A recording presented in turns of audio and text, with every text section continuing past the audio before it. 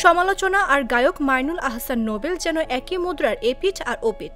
বিভিন্ন সময় উদ্ভট মন্তব্য ও বিতর্কিত কর্মকাণ্ডের জন্য খবরের শিরোনামে এসেছেন বহুবার।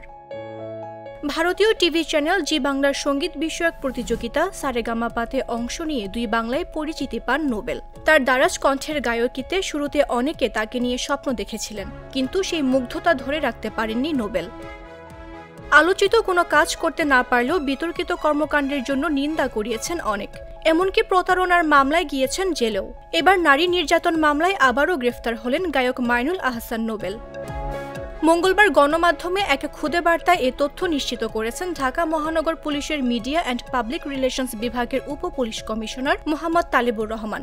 তিনি জানান, নারী নির্যাতন মামলায় গায়ক নোবেলকে গ্রেফতার করেছে ডেমরা থানা পুলিশ। এর আগে ২০০৩ সালে নোবেলকে গ্রেফতার করেছিল ডিবি পুলিশ।